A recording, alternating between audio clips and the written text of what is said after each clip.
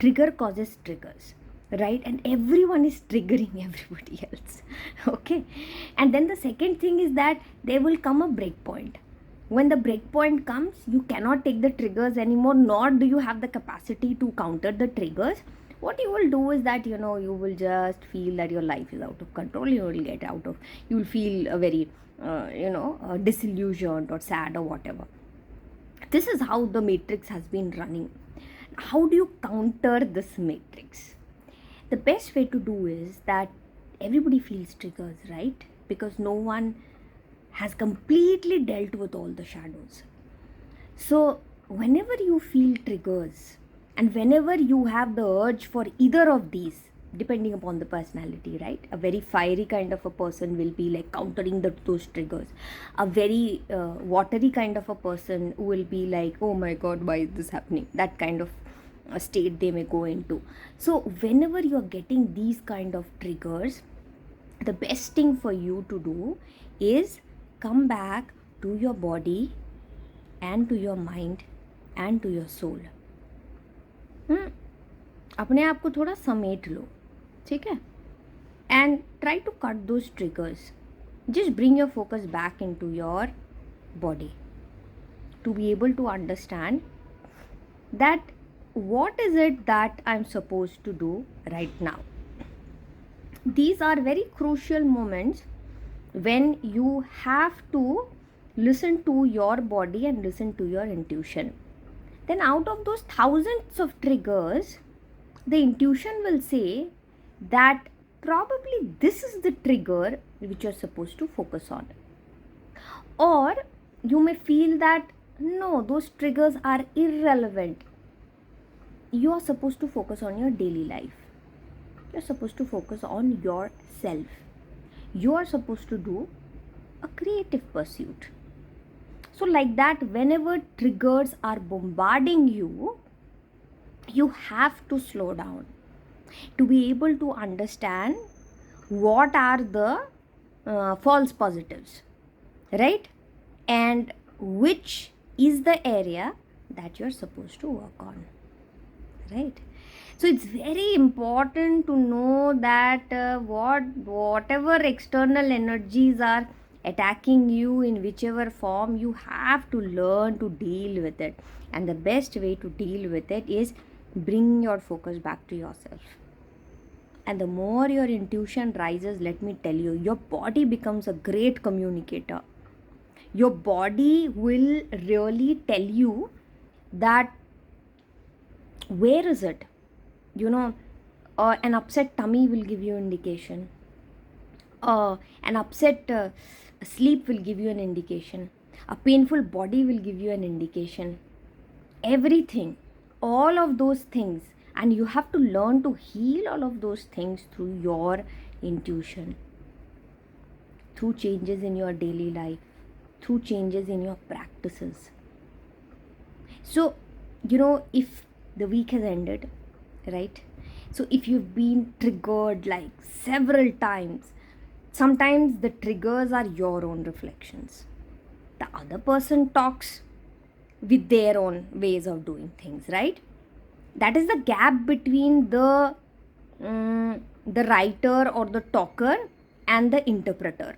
The writer or the talker says something from their own experience, from their own set of consciousness.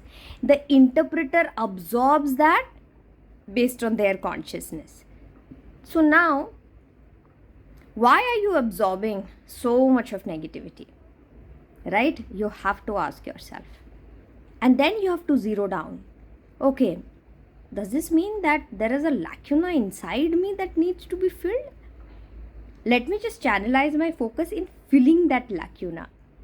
And sometimes you will not get the answer very easily. It depends on how much practice you have in slowing down, in talking to yourself, in channelizing your energy, in being able to tap into the divine consciousness. It all depends upon how much practice you have. So if you have no practice whatsoever, and if you want to slow down this weekend, I must tell you, balance your masculine and feminine energy. Okay? How are you going to do that? Masculine energy is stillness, is calmness, is groundedness. That is the good masculine energy, where you are so grounded in yourself, where you have such beautiful understanding of yourself. How do you do that? If you don't know how to meditate, or if you don't know how to calm yourself, you can do very simple things. Get your focus back into the daily routines and your daily life. That's not being like very hyper productive.